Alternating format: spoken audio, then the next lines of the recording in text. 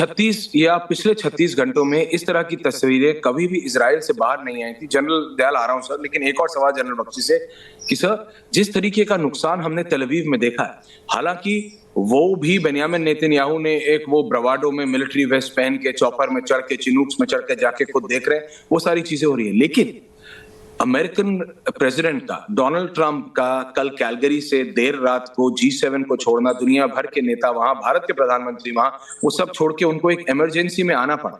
और जो pro Iranian forces हैं, ओपन सोर्स मीडिया में भी, सोशल मीडिया में भी, उनके नेशनल मीडिया में भी, वो सब ये कह रहे, hello, we have achieved it, this is what we wanted to do. हमें यही तो करना था। हमने सिर्फ बेंयामिन नेतन्याहू को नहीं, हमने उनके आका को, जो उनका सो कॉल्ड सपोर्टिंग देश है अमेरिका, उसको हमने हिला दिया कि अमेरिका को G7 से आना पड़ा। तो क्या ईरान ने सचमुच इतना नुकसान कर दिया है?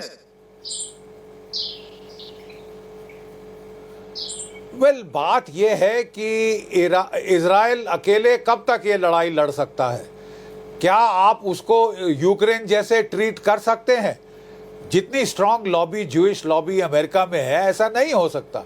और अगर नुकसान हुआ है तो वो उम्मीद करेगा और एक्सपेक्ट करेगा कि अमेरिका भी बीच में कूदे। अब अमेरिका को ये सोचना है कि अभी तक क्यों नहीं कूद रहा था अमेरिका, क्योंकि इजराइल कॉन्फ्लिक्ट को वाइडन कर सकता है। वो सऊदी अरेबिया की ऑयल फील्ड को बर्बाद कर सकता है, वो ऑयल टैंकर ट्रैफिक को गल्फ ऑफ हॉर्मूज में नुकसान पहुंचा सकता है, जिससे कि दुनिया की इकोनॉमी को धक्का लगेगा। ऑयल प्राइसेस $120 प्रति बैरल, $150 प्रति बैरल तक हो जाएंगी। That will be recession mode for the global economy. क्या अमेरिका उसको बर्दाश्त कर सकता है, सहन कर सकता है? डोनाल्ड ट्रंप की ग्रैंड स्ट्रेटेजी थी कि साहब मैं 3-4 साल शांति रखूंगा ताकि अमेरिका की इकोनॉमी रिवाइव हो सके, अमेरिका की आर्म्ड फोर्सेस रीबिल्ड हो सके, डीप स्टेट को आड़े हाथ लूं। लेकिन उनको तो ये रिप्रीव मिल ही नहीं रही। ना रशिया यूक्रेन लड़ाई खत्म हो रही है, ना इजराइल, और वहां पे अगर चीन भी उछक पड़ा फिर तो आपकी थर्ड वर्ल्ड वॉर तो बिल्कुल जाहिर है।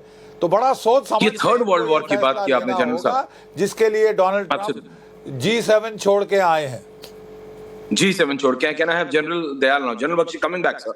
जनरल दयाल, पहले तो ये oil politics, strait of Hormuz, ये कहा जाता है कि बहुत ज्यादा स्ट्रेटेजिक है, दुनिया की तेल की सप्लाई रुक जाएगी। General Dayal coming sir, right.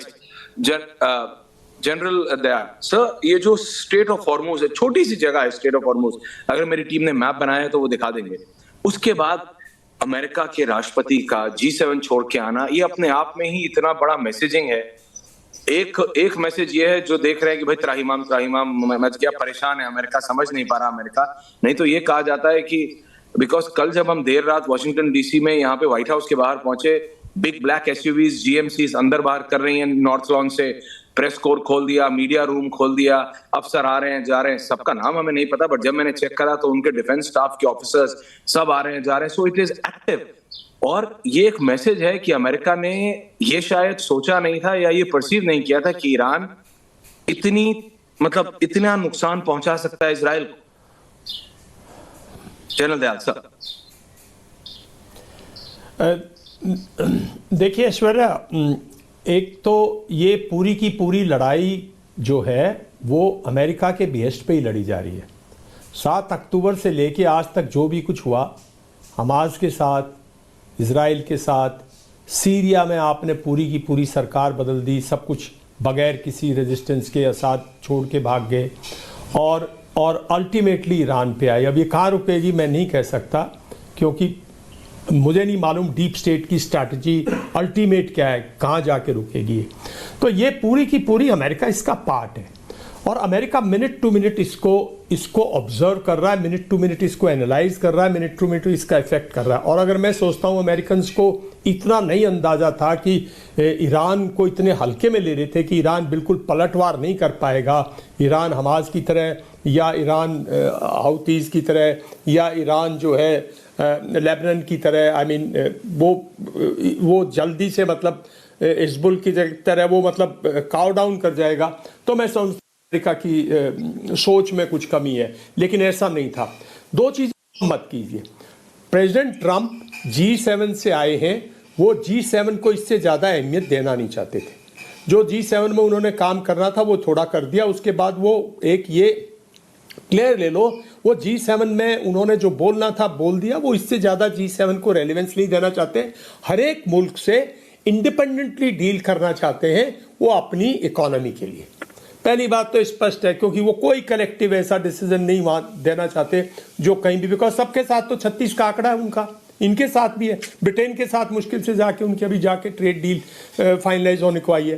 तो वो ऐसी कोई चीज़ नहीं करना चाहते थे वहाँ, जितना उनका लिमिटेड एम था वो किया। ये एक जरूर है कि भाई इसका एक एक्सक्यूज मिल गया, वरना वहां से भी मॉनिटर कर सकते हैं बैटल को। और जनरल दयाल यहाँ जो मिडिल ईस्ट की बात हो रही है, यहाँ जो अभी सऊदी अरेबिया की बात जनरल बख्शी ने की, मैं सिर्फ आप ही से एक ये सवाल पूछ रहा हूँ, जो अभी कहा कि इजराइल इसको बढ़ा सकता है, क्या इजराइल की क्षमता है? क्या इजराइल खुद अपने आप को बचा नहीं पा रहा? तेल अवीव की तस्वीरें देखिए, क्या इजराइल डेस्परेशन में ऐसा करेगा? और अगर ऐसा करेगा तो अभी डोनाल्ड ट्रंप तो पूरा मिडिल ईस्ट का दौरा करके आए, अभी तो वो सबसे किसी से प्लेन लेके आए हैं, किसी को ऊंट दे के आए हैं, किसी से घोड़े लेके आए हैं, वो तो सारा अपनी द मास्टर क्लास करके आए हैं $1 ट्रिलियन की। देखिए, मिडिल ईस्ट की बात है, काफी डिवाइडेड है ना।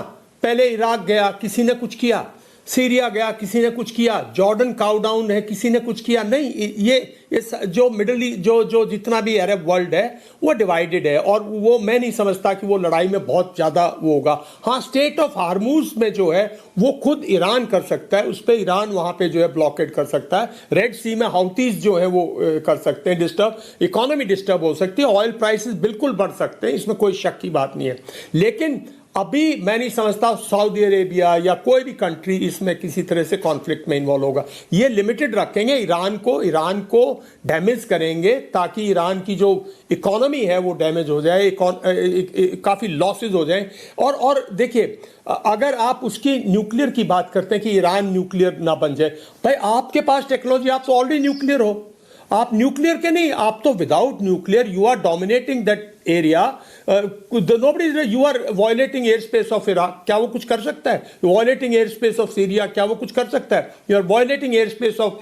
तो आप जब एक कंट्री एरोगेंस पे आ जाए ना, और एक कंट्री कहे जो मैं बोल रहा हूँ वही ठीक है, मैं किसी इंटरनेशनल किसी बॉडी की बात सुनूंगा ना, मैं इंटरनेशनल किसी लेजिस्लेशन, इंटरनेशनल लॉ की परवाह करूंगा, तो वो फिर कुछ भी कर सकता है। ये लड़ाई मेरे ख्याल में अभी खिंचेगी। अमेरिका डायरेक्टली शायद अभी भी ना कुछ करे, वो देखेगा और देखेगा, पर अगर अभी डायरेक्टली नहीं करेगा, अमेरिका चाहता है कि आपका ये जो पूरा का पूरा, लेकिन जनरल दयाल अगर अब डायरेक्टली नहीं करेगा तो बचाएगा कैसे इजराइल? अमेरिका अगर अब नहीं करेगा तो, क्योंकि ईरान ने जिस तरह, अभी मैं रविंद्र जी, सौरभ आ रहा हूं आपके पास, लेकिन कहना है both general Dayal and general Bakshi, क्योंकि इसमें मिलिट्री की बात हो रही है, the might of the American military, चाहे उनकी नेवी की बात हो, चाहे उनके जो उनका ISS निमित्स है, कहा जाता है दुनिया का सबसे बड़ा एयरक्राफ्ट कैरियर है, न्यूक्लियर केपेबल है, वो उन्होंने वियतनाम से मूव कर दिया है, जनरल बख्शी ये कह रहे। लेकिन अभी भी अगर डायरेक्टली नहीं घुसेगा तो क्या वो इजराइल को बचा पाएगा? क्योंकि Iran is on a do and die situation. Iran तो कह रहा है हम तो डूबेंगे, तुम्हें भी ले डूबेंगे सनम। ईरान जिस तरीके से कह रहा है, ईरान कह रहा है तुम तो मुझे मारोगे लेकिन मैं तुम्हें नहीं छोड़ूंगा। और ये जो बात हो रही है, चाहे वो हमास की हो, हिजबुल्लाह की हो, हाउदीज की हो, वो तो सब पता था ना, इजराइल को पहले से पता था और कह के मारा है। टाइमिंग बेन्यामिन नेतन्याहू का था, टाइमिंग ईरान का नहीं था। टाइमिंग चूज किया गया इजराइल का है कि अब हम करना चाहते हैं। ऐसा नहीं हुआ है कि ईरान ने शुरुआत की, शुरुआत तो मतलब इजराइल ने की और बोल के मारा है। इसका मतलब वो प्रिपेयर्ड होंगे, उनको पता होगा कि कब अमेरिका आएगा,